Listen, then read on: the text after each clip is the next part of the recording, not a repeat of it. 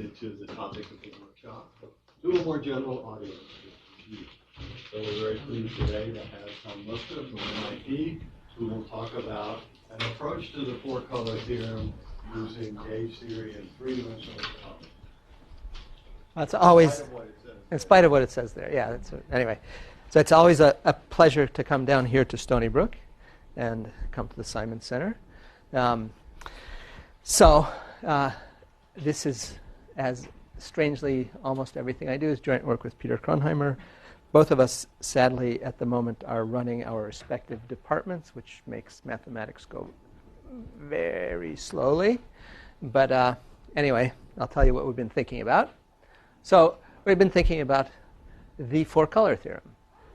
That was not our plan, by the way. Our plan was to just do our own thing. But then, anyway, it turns out we were thinking about the four-color theorem unbeknownst to us. So the this is the four-color map theorem proved by Appel and Haken in 1976, 50 years ago. 40, yeah, sorry. Whatever. 50 sounds better. Anyway, something like that. So every planar graph admits a four-coloring of its complementary regions. So, of course, the original proof, only kind of proof that's known today is computer-aided. That was a big, quite controversial when it first came out, and their 1976 proof was simplified quite substantially. I don't remember exactly the numbers, but Appel and Haken's proof reduced it to checking that certain, some 2,000 some odd graphs you had to exclude. What? I don't think so. I think it was like 2,000, except that they're not so small. I mean, it's, anyway, it took back then thousands of hours. In 1995, Roberts, Sanders, Seymours, and Thomas simplified the proof quite a bit, but it's still something like 600 or 700 cases that had to be checked, and still that was still a lot of computer time. And then my talk ends ignominiously. That's not very good. What happened? Sorry, we'll have to see. Why did that do that? There's a lot more talk here. Or maybe for some reason there are a bunch of blank pages. Okay, I should have just been confident and kept going.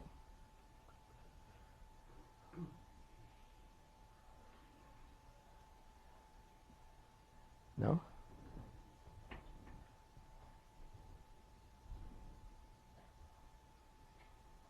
All right, let's see. If I start here.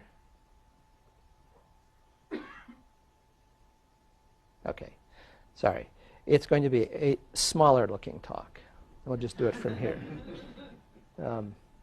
Okay, so I want to explain to you a kind of very old reduction of the four-color theorem.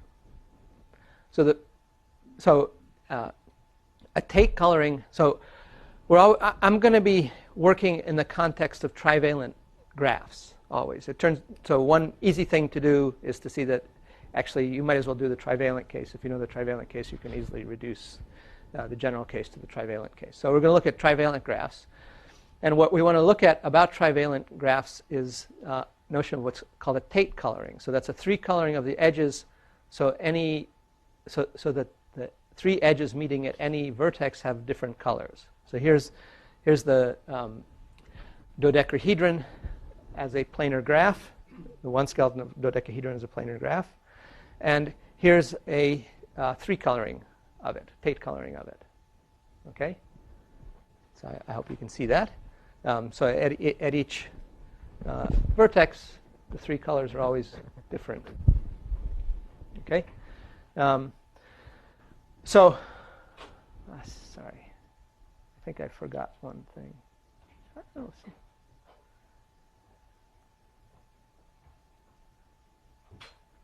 All right. Sorry. We're having some more technical issues than usually I have. Okay, I have to. So the four-color theorem is equivalent to the statement that all. I have to tell you what bridgeless planar trivalent graphs admit a Tate coloring. Okay, when a graph is called bridgeless if there's no edge that I can remove that separates it. Okay, why is that relevant to the four-color theorem? Well, if I have an honest map, no country has a border with itself. Having a border with itself is equivalent to the statement that the boundary graph has a bridge. Okay, so and anyway, it's equivalent to the fact. And if you have a bridge, then you don't have a coloring typically. So I have no idea. I don't know any graph theory literature at all.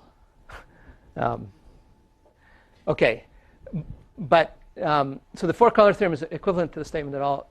So, and I just want to. This is a pretty little argument, so I just want to. It being a colloquium sort of thing. Ooh.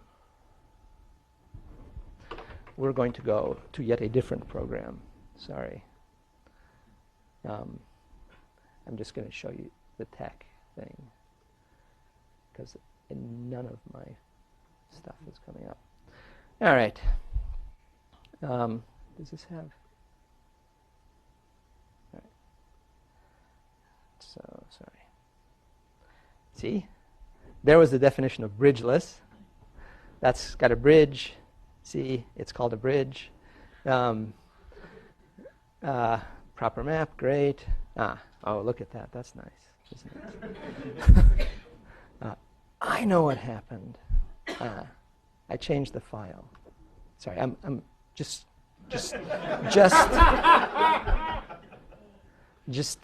bear with me. I'm just going to try opening this guy up again. Shoot. No, not that one.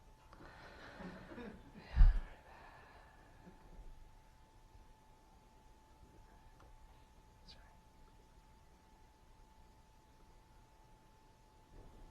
Let's see. Yes. Okay. Let's try to go to full screen again. View. Yeah, we're getting there. All right. There we go. Wonderful. Okay. So here's the idea. I'm going to explain how you go from knowing this three coloring to four coloring the complement. Okay. We're going to color the outside of it white. Every time we cross an edge, so when we go from a white region, we're going to keep the color of the edge to color the next region. And then, if this guy's blue, then if I go across blue, I'll go back to white. If I go across green, I'm going to go to red. If I go across red, I'm going to go to green. And it's because of this. So that's the result. And that's a consistent rule. Well, because the three colorings are different at the vertex. And in fact, what's going on? Okay, so let's make a definition that'll be important for the rest of the talk. So let's call Tate of gamma. That's the number of colorings, number of Tate colorings of our graph. Okay, the permutations of the colors are going to be distinct. There's two combinatorial characterizations that'll come up later in the talk. So really, you can think a good way to think about what we're doing when we're doing this coloring is that really what we're doing is we're coloring the edges with non-trivial elements of the Klein-4 group.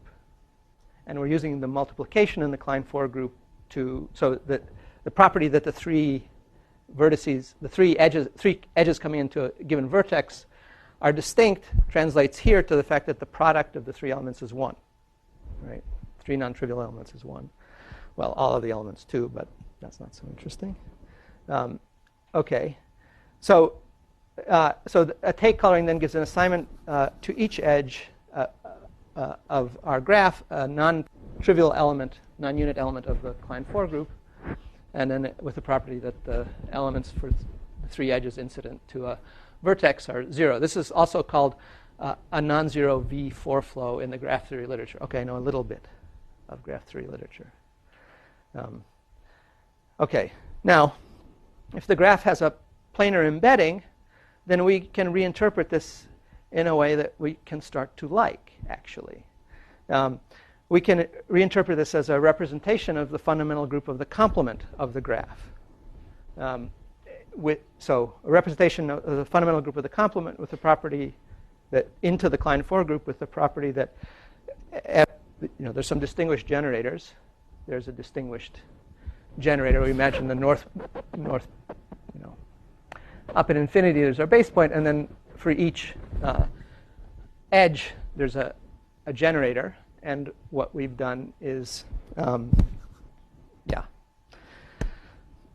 so then we send that generator to the element that the edge was assigned. Okay, so just simply the question of existence. So by the way, it's easy to understand if I was just looking at representations without this property that I want each of these distinguished generators to go to something non-trivial, that's just homological, boring. But it's this extra property that I want these distinguished generators to go to something non-trivial that makes it an interesting problem. But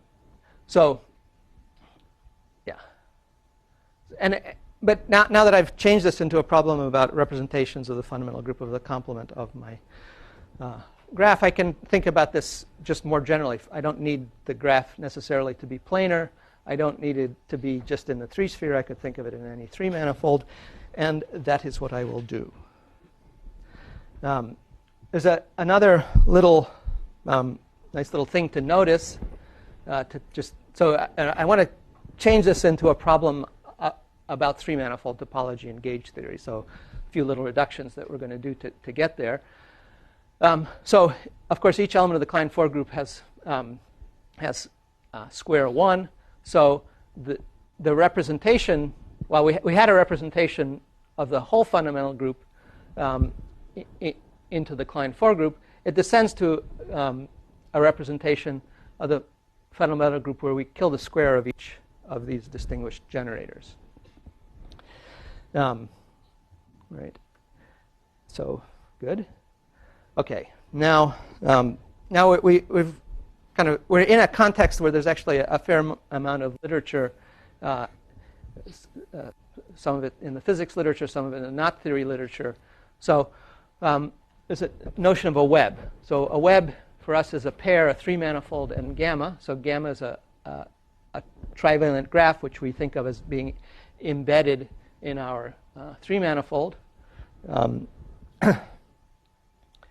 And okay, there's the most boring non-trivial web, the unknot. There's another web. A knot is an example of a web. And here's another example, so that the whole picture somehow can be knotted, and that's part of the story.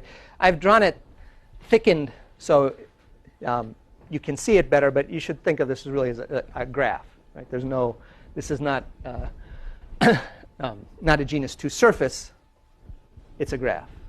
Okay, but okay.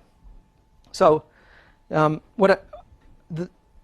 next step in trying to make this into a more geometric problem is to notice that actually a web in a natural way gives rise to an orbifold.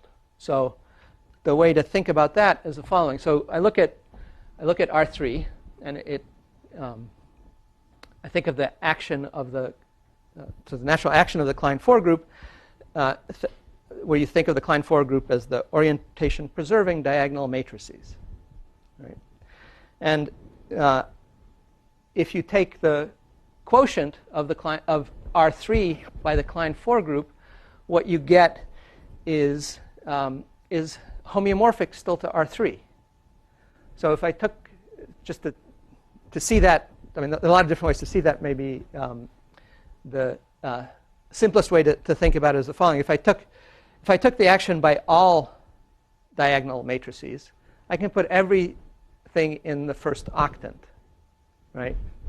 And so if I quotient instead by the Klein 4 group, so half of the diagonal plus minus 1 matrices. What I get is the quotient space is 2 copies of that octant identified along their boundary. In other words, R3. But it's not just it's not as a smooth manifold. It's not R3. The 3 coordinate axes each get folded over under that action. So the quotient naturally has, as a singular locus, is y, the basic thing that we want for our trivalent graph. So if we see a trivalent graph, we can kind of think that that's supposed to be the singular locus for a kind of rather simple orbifold. The point stabilizer along the edges is Z2. The point stabilizer of a point at the vertex is Z2 times Z2. Okay? So that's what we're going to do. Orbifoldication.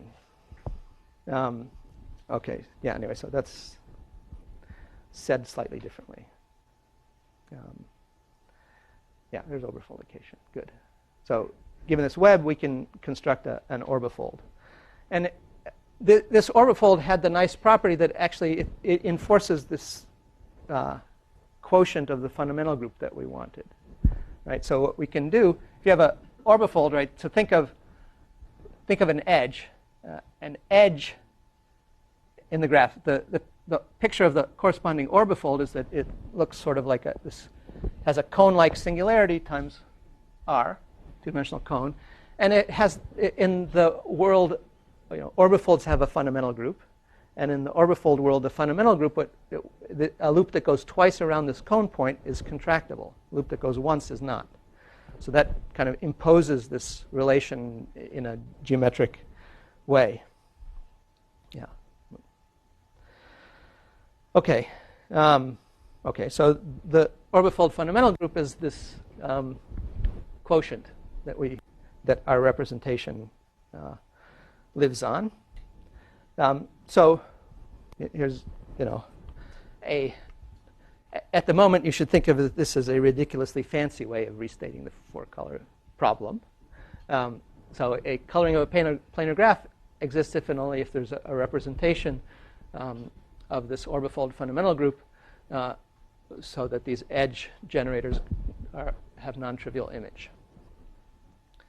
A slightly nicer restatement, I mean, again, it's sort of trivial, but a slightly nicer restatement is that if, so to each planar graph, you should be able to associate at least one 3-manifold with a Klein-4 group action so that the quotient of that 3-manifold by the Klein-4 group is this orbifold. So it's sort of, there's not all orbifolds are quotients. And the 4-color theorem says that if I have a planar graph, then actually that's a quotient orbifold. Again, that's a completely, if you're a graph theorist, you should just still be annoyed. Okay? But I haven't told you anything really interesting yet. But I hope that I will convince you that there are interesting things to say. Okay. Well, so I don't like to do gauge theory for the Klein-4 group. We had a discussion at lunch about whether that is properly even a Lie group. Anyway, in any case, let's look instead at we're going to look instead at representations into SO3. So we're going to look at the representation variety of so homomorphisms from the orbifold fundamental group into SO3. Think about that for a bit, and of course, there's an action by conjugation on this thing. And then there's the representation variety is usually equivalence classes by conjugation. Anyway, so that's our guy. Yeah. Okay. So, this our gamma we can think of more more gauge theoretically as being equivalence classes, isomorphism classes of pairs of principal orbifold bundle and a orbifold flat connection. Yeah. So actually, the condition, this condition, that the edge elements go to are non-trivial, is natural in the story. It's helping you pin down which orbifold SO3 bundle you look at. There's a topological classification of them that you have to understand, and it turns out that at least if the graph is connected, this condition pins down. There's one isomorphism class corresponding to that condition. So I want to digress for just a tiny second about representations into SO3. So these subgroups of SO3 are the possible stabilizers of a representation. So they're these are the groups that can be the normalizer of another group, and there are also this guy's its own normalizer. Both of these are their own normalizer. These two normalize each other, and these are the identity and SO3 normalize each other. Okay. Yeah, so the first little observation. So when we do gauge theory, we like to stay away from things that have stabilizers. Well, we mathematicians, I should say. The physicists don't care. It's okay. And anyway, so if if we have a vertex, then any representation, well, it already, if there's a vertex, then it already fills up. That vertex tells you it fills up the Klein 4 group already. So you can't have O2 as a stabilizer in that case. So it'll be important to understand what we want to understand. Yes. There are lots of other subgroups. Yeah, but they're not normalizers of other subgroups. Not ABE discrete groups. Then they typically have trivial normalizer. And nothing commutes with all of the elements. Right? Yeah. Yeah, I mean, of course, there are lots of interesting subgroups of SO3, but these are the ones that, are normalizers of other subgroups. So one thing that's going to be important in the story, we're going to try and understand actually the based representation variety. And the reason these subgroups are important is because if I have a representation with a given kind of stabilizer, then its orbit under conjugation is the quotient of SO3 by that stabilizer. And here are the possible kind of, so if the stabilizer is O2, I get an RP2. If the stabilizer is V4, I get the three-dimensional flag manifold. If it's Z2, then I get a certain lens space. And of course, if it's trivial, then it's RP3. That'll be important in a second. So why is it important? So let's look at what happens if I look at some examples of graphs. What is this based representation variety? So the simplest one is the unknot. The unknot, well, it has no vertices. Its stabilizer is the image of the representation is just Z2. We require it to be non-trivial, and so the based representation varieties are RP3. Well, there are three take colorings. The rank of the homology, RP2. The rank of the homology of RP2 is 3. Now we're sure we're onto something. If I look at the theta graph, its based representation variety is the flag manifold. The number of Tate colorings of this guy is 6, and the rank of the homology, Z2 homology of the representation variety is 6. We feel even more confident. Now, we look at the trefoil. Its representation variety actually has 2 components. Well, actually, this is telling you that the invariant actually depends. It's not an invariant of the graph. It's an invariant of the embedded graph. So there's something interesting going on here. The rank of this homology group is bigger, and it doesn't, not surprisingly, it doesn't have so much to do with the Tate colorings anymore. It's just noticing some richer information. If I look at the cube, so that is the one skeleton of a cube as a planar think of it, it's a trivalent graph. Its representation variety actually is a mess. The 24 take colorings, and well, this thing, I mean, you could compute it. It has nothing to do with anything. Just the homology of that thing has nothing to do with anything interesting at the moment. But of course, we're used to this kind of thing. This thing is singular. It's not a manifold, actually, even. But we know what to do. We're trying to do instanton gauge. We're going to try and do instanton gauge theory. We're going to perturb things and see what happens.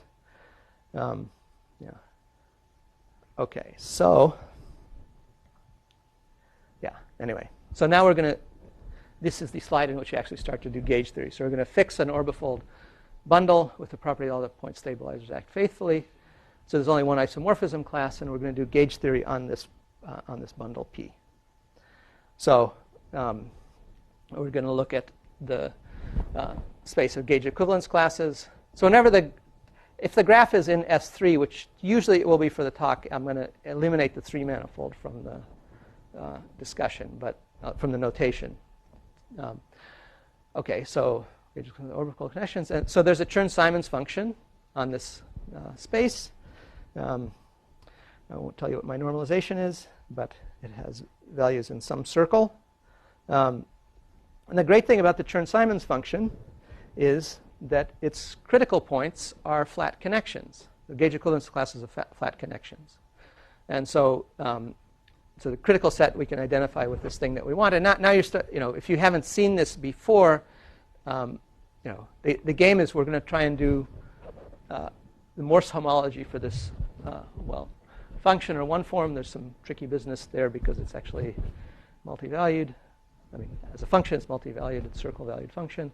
But this picture already tells you, maybe it gives you some hint about what you're supposed to do with the cube. Right? The cube is singular, but if I could think of trying to perturb the Chern-Simons function to make it regular, and that's what we'll do. So anyway, we want to do Morse homology for Chern-Simons. There's a little technical point. It's a colloquium.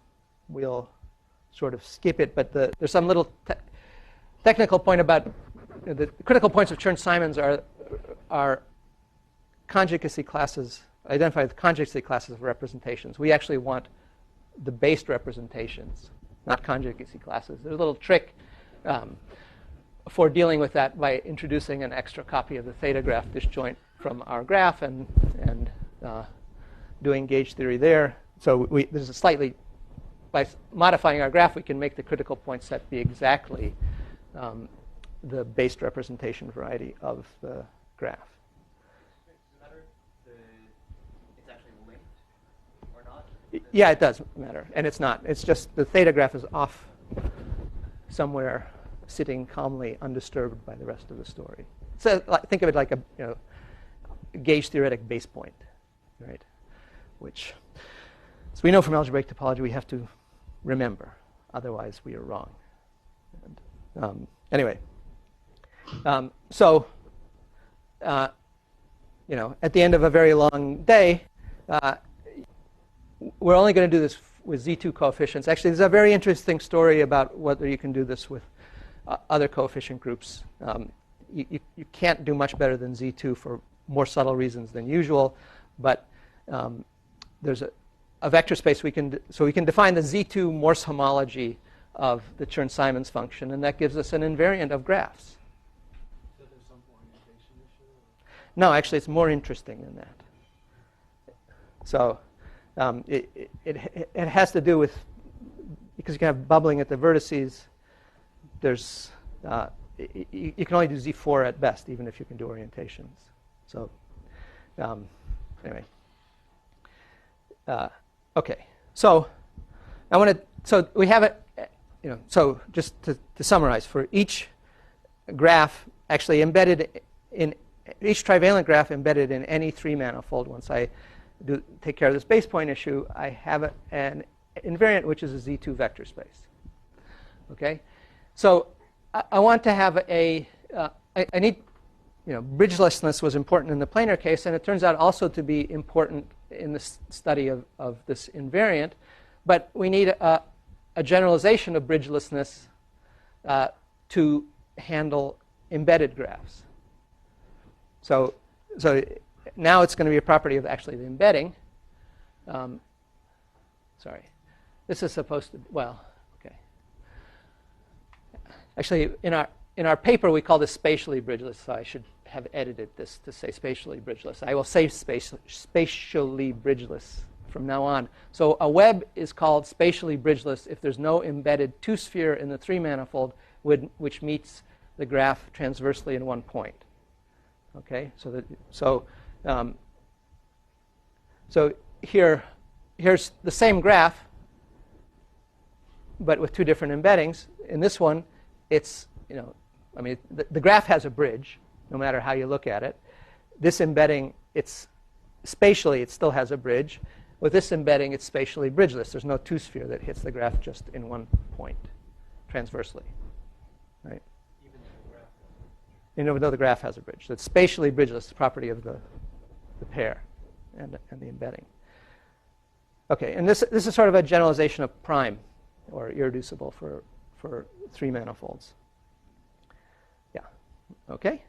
Good. So the basic structural theorem that we know is that actually, if again, I should say spatially, if this is a spatially bridgeless web, this could be any three manifold, but then the rank of this homology group is non-zero. Okay, that's nice.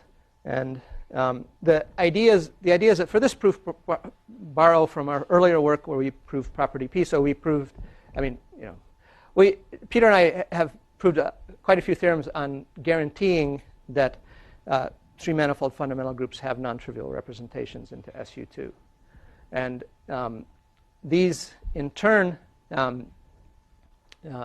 our work is based on some work in other kinds of Floer homologies due to Juhas, Ni, and Gigini, and then eventually goes back to Gabai's work on sutured manifolds, and so somehow there's a very interesting interplay between this theory, Gabai's theory of sutured manifolds, and these gauge theoretic invariants.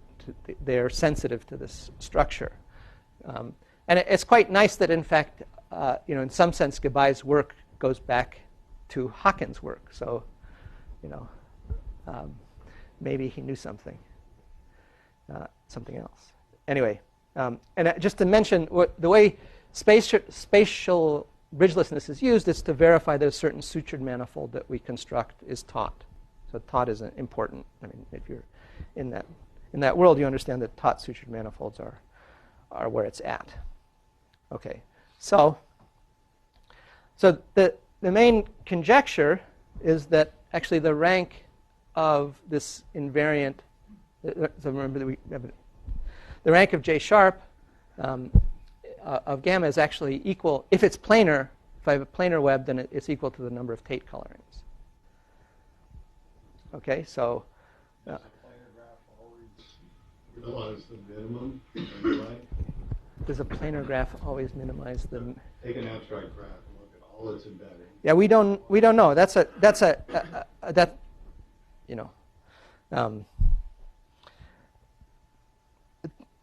That's a reasonable thing to believe, and that I don't know if that's hard to prove. Actually, we thought about it. We haven't actually thought about trying to prove it.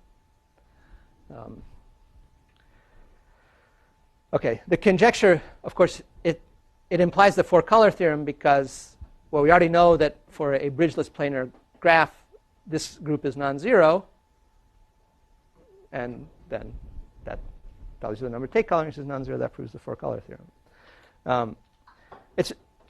I want to emphasize it's very different. They're actually there's a raft of reformulations of the four-color theorem. They're all actually completely equivalent to the four-color theorem, and they don't somehow, what they change them into problems that look algebraic. So very beautiful. They're all based. Penrose has this beautiful paper, which eventually all these other things are based on, but you can translate the four-color problem, I mean, in this, it's still translated in exactly the same way into this Tate coloring problem, into a problem where some complicated algebraic expression is non-zero. But you have no idea why it should be non-zero. Just, you know, it's sort of, so to say, there are interesting ways, you can write down interesting formulas for this Tate number, the number of Tate colorings. And some of those interesting ways look very algebraic, but you have no idea why it should be non-zero. So anyway, that's good. So what I want to explain in the rest of my talk is that actually this isn't just an inert group. It has a lot of structure, and hopefully that structure will eventually help us either, you know, at least put us out of our misery. We've got to know what's the rank of that group, right? Because maybe we win, maybe we don't. But we do know many things. So what I want to explain is that actually there's a functoriality property. So there's a natural generalization of webs to the four-dimensional case called foams. Well, actually to any dimension, but it only seems interesting to us in 3 and 4 dimensions. There's a large literature on this. So let me show you some pictures of what a foam looks like. So here's some elementary foams. A foam is something like a two-dimensional web, except that now the colors and the arrows are not important for our story. They were important for their story. Okay, so they're there. This is from paper from McCase, Thuschitz, and Vaz. A foam is a two-complex with the property that if I cut it,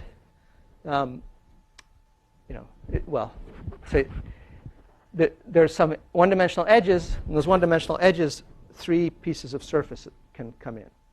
Exactly 3. That's it. So here's a few pictures there. And there can also be some singularities at a vertex. At the vertex, there can be 6 two-dimensional faces that whose closure include that vertex. So anyway, in the literature, sometimes what I'm calling a foam would be called a prefoam, but I'm just going to call it a foam for my purposes. So what I want to explain is actually those pictures that I just showed you. They're the natural generalization of what I already did. I wanted to make an orbifold out of this web. Well, I want to have something that I can make an orbifold out of that's two-dimensional.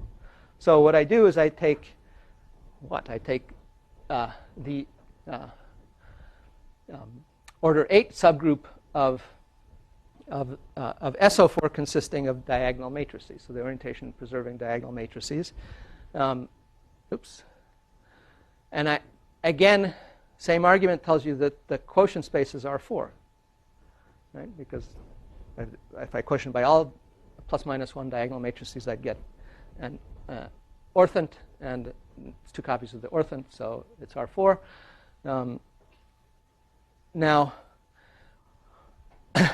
the 6 coordinate 2 planes, they get quotiented out to give me half planes, but kind of singular half planes. 1, 2, 3, 4, 5, 6. Yeah. So that's the picture that you saw in the web literature, foam literature rather. And just so another way to say what the cone point, another way to say what it looks like is that it looks like this neighborhood in the web looks like the cone on the one skeleton of a tetrahedron. Okay. And in our story, foams can be non-orientable. So an important family, if I gave a different talk, I would talk about this a lot more. But just to keep in mind, non-orientable submanifolds, they behave a little differently than orientable submanifolds. So there's 2 basic interesting RP2s in the 4 sphere that I want to remind you of. So of course, the most natural way to think of the force sphere is that the traceless symmetric matrices of norm 1. How else would you think about it? And if you look at these guys, so they're traceless, so they have 3 eigenvalues, 2 with 1 side. Anyway, if they have, if I look at the matrices that have a positive root, a positive double root, or a negative double root, a positive double eigenvalue or negative double eigenvalue, that's a copy of RP2. Each of those is a copy of RP2. It's just determined by the line or the two-dimensional eigenspace, right? So there's 2 nice copies of RP2 inside there. So these can be part of our foams. The interesting thing, actually, the one little point I want to make about these things is, if you're a four-manifold topologist or topologist, it's important to understand if I had an orientable surface in the force sphere, its normal bundle's trivial. Okay? If I have a non-orientable surface, maybe counterintuitively, its normal bundle does not have to be trivial. Neither of these have trivial normal bundle, in fact. And their normal bundles have opposite self-intersection number, opposite Euler class in a natural way. So they're kind of important. So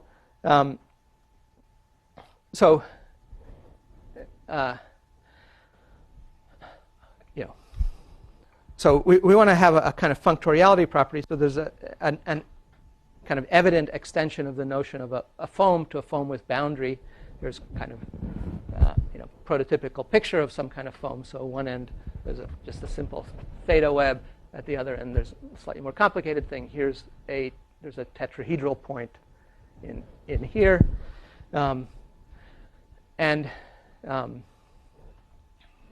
then whenever I have such a cobordism, it induces a map between these 2 vector spaces. And the maps are obtained by counting solutions to the anti-self-dual Yang-Mills equations on this guy with some asymptotic behavior. And that's a lot of work, but I won't tell you about it. You're still working in orbifold world? It's all in the orbifold world, right? And so again, I think of this. I see a picture like this. I make it into an orbifold, and I do orbifold gauge theory on it. So a little more generally, if I have a foam with some dots on it, that also induces each picture like this. No matter how I can put dots on the faces, I can sprinkle as many as I want. Those also induce maps. For the aficionados in the audience, whenever I pick a point on a face, I can construct a real line bundle over the moduli space and use that to cut down the moduli space. So, that's what I just said that. Great. But it just, there's pictures like this induce maps. So now we can rethink of some of the simplest examples. So we know, I mean, that it turns out the rank of J sharp of the unknot is actually 3. The representation variety is RP2. It turns out that there's no kind of cancellations when you do the floor homology. Its rank really is 3. But it's not now I can say something a little more interesting. There's these operators. There's so the empty cylinder induces the identity, but then if I put a point on it, it induces an operator called U. If I put 2 points on it, it turns out to be the square of this operator, U squared. So there's an action, actually, of the polynomial algebra on this so again, Z2 polynomial algebra on this generator U on this floor homology group. And anyway, the upshot is that as a module, it's just this simplest module it could be. So it looks like the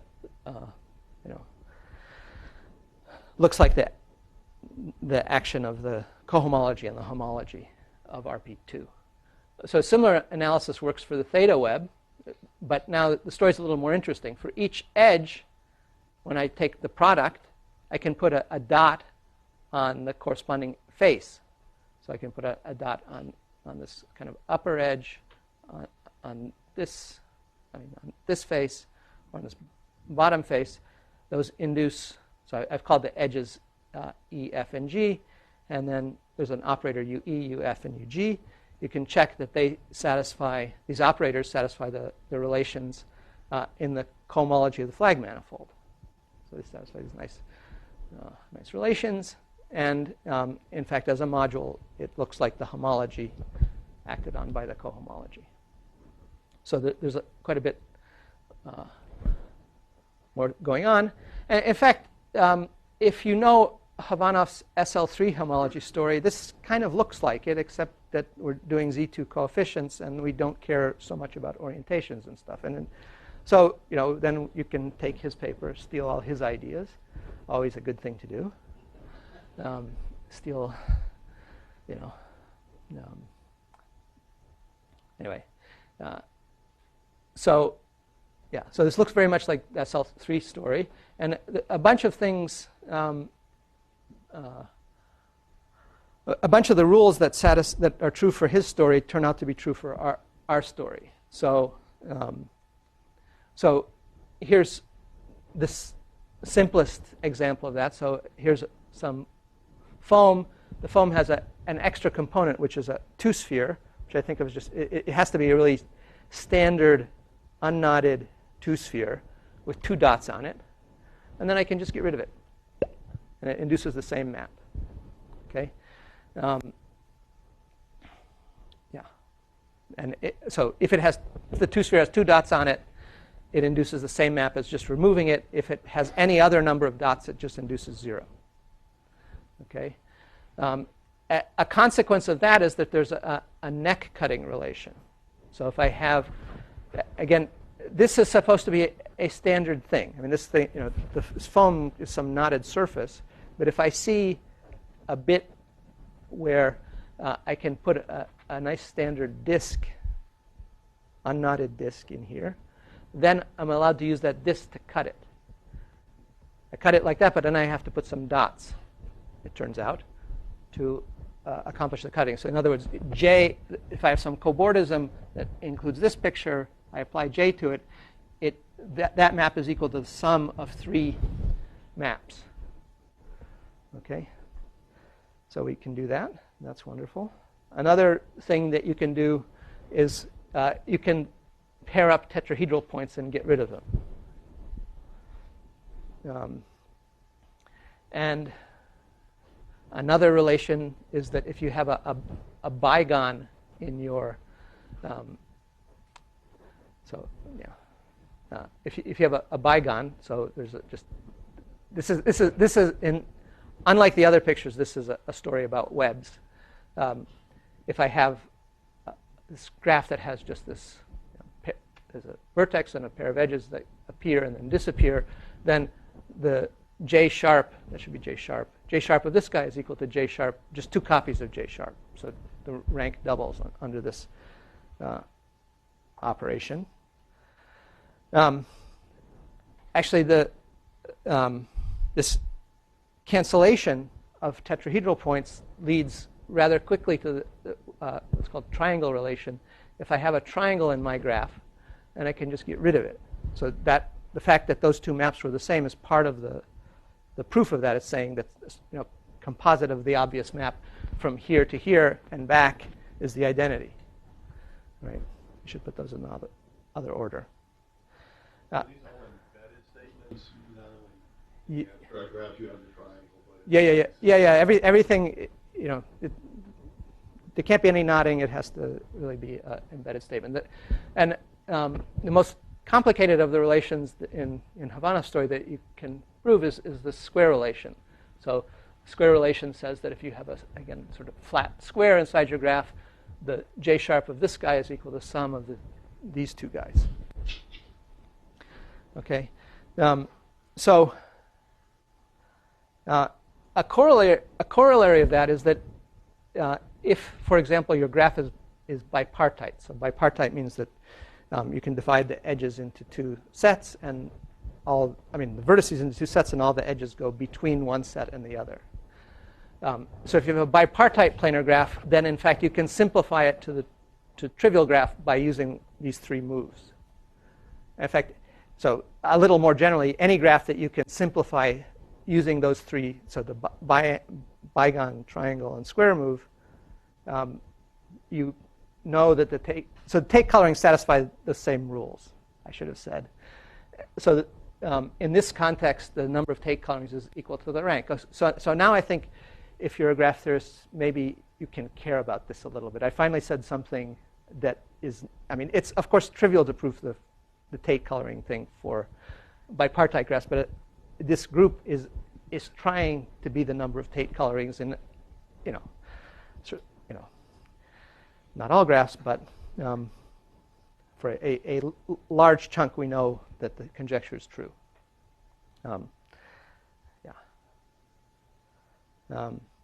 So and it actually has more properties. So there's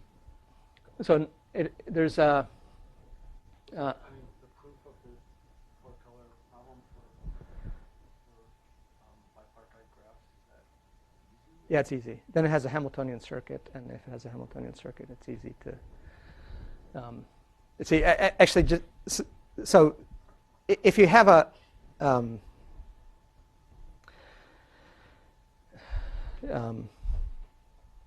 it's easy. Yeah. Anyway, so there are more wonderful properties that it has. So if you have, so there are exact triangles that help you compute it.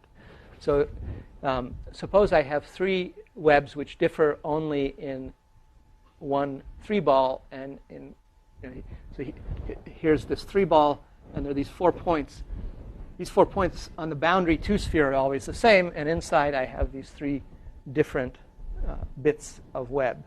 So here's a little more planary picture, but it's not quite planar because this guy isn't planar. So what I want to say is that these guys differ. There's a natural kind of elementary cobordism between these guys. And the next picture is meant to kind of indicate that. So the red and blue bits are two of the bits of web that were in there before. This yellow bit of surface, which is this kind of hyperbolic piece, and these two half disks. You're supposed to imagine that's the projection from the three-ball cross I into the three-ball of a surface, which has as its sort of elementary saddle cobordism, but then I have these two extra edges, so there's some extra disks. And this cobordism, in this case, has one tetrahedral point in it, by the way. So this is a generalization of the exact triangle in Manifold Topology? Well, it's a generalization of the exact triangle in actually, it's a generalization of Floer's exact triangle, which is earlier. So, and it's about Floer homology. So, but there's a okay. Yeah. So the theorem is that actually these guys fit into a long exact sequence or exact triangle, and so that's helpful. And in fact,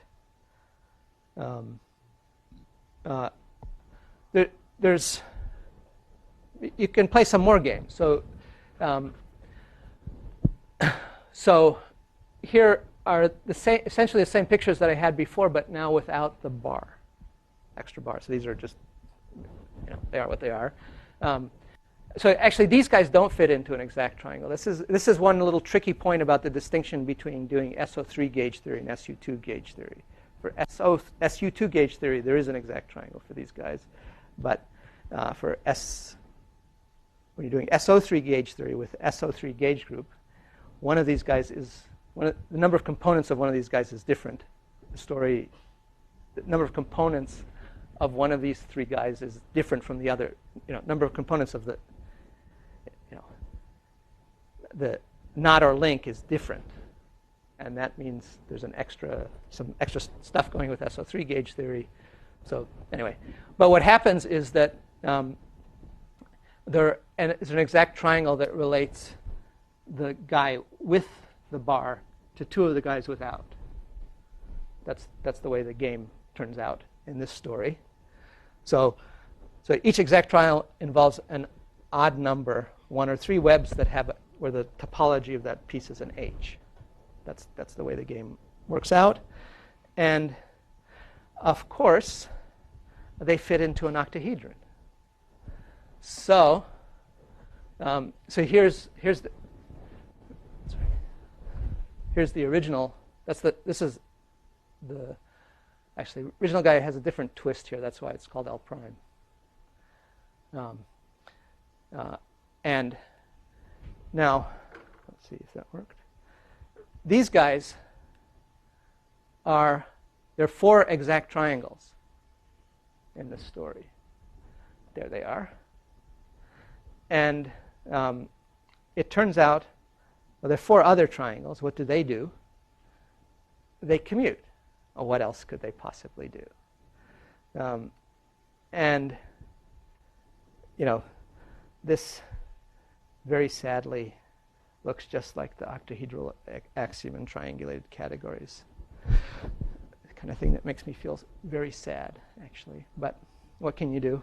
There it is. This is explaining to you why it is an interesting thing, as far as I'm concerned. So I want to That's one of the axioms that makes a triangulated category reasonable, so that the things you would usually do with like groups and subgroups Sure. still work. Yeah. But it's cool.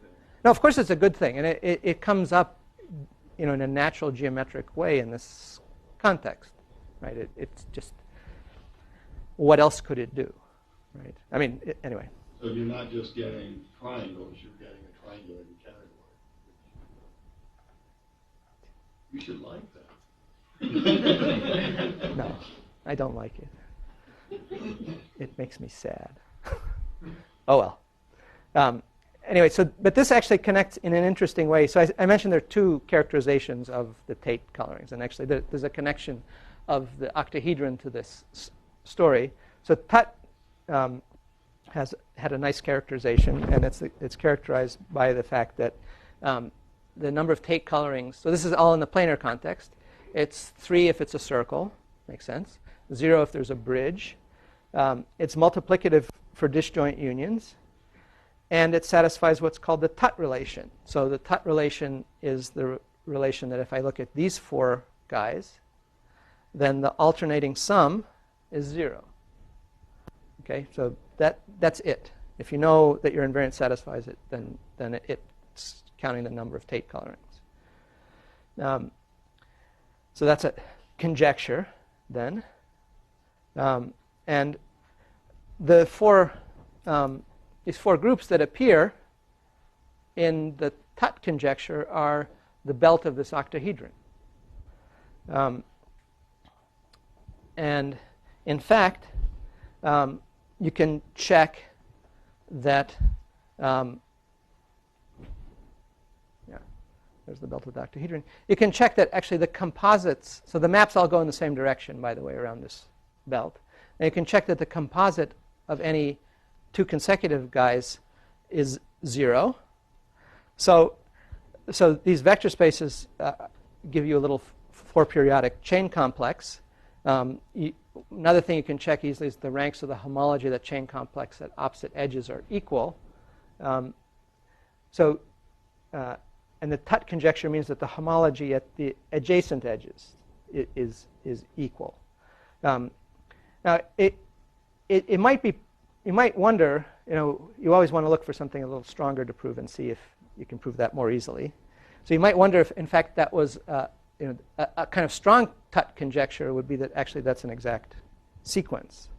And that turns out to be false.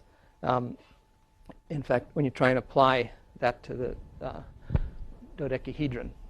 So, and perfect timing. That's it.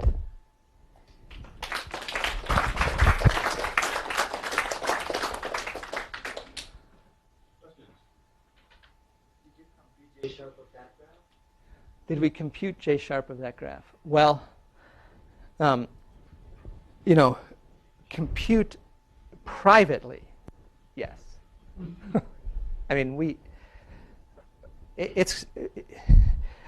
you know, we did some pretty horrible stuff with actually just trying to understand. So, by the way, the representation variety of this guy is easy to compute, easy-ish. There are, you know, well, there are 60, sorry, well, yeah. There are 10 representations that correspond to the Tate colorings. So 10 conjugacy classes of representations corresponding to the Tate colorings, giving rise to 60, you know, rank 60. There are 2 irreducible representations. And in fact, you can kind of see them because this guy's that orbifold is a hyperbolic orbifold, and you can, you know, it turns out it has a cover that's like Thurston's very first example of interesting hyperbolic 3-manifold. And anyway, so if you look at the based representation variety, the picture you see is that there are 10 copies of this flag manifold. Those are the guys you like. And there are these 2 copies of SO3, which you don't like. They have to go away somehow when you pass the floor homology, when you compute things. And it, you know, so if you look at, so the cube, so this guy's actually nice in the sense that those are smooth. If you look at the cube, one skeleton of the cube, you can actually figure out, its representation variety is a mess, but you can perturb it. You can perturb it in a couple of ways. One way you can perturb it, it gives you, let me think, I think 4, yeah, it gives you 4 copies of the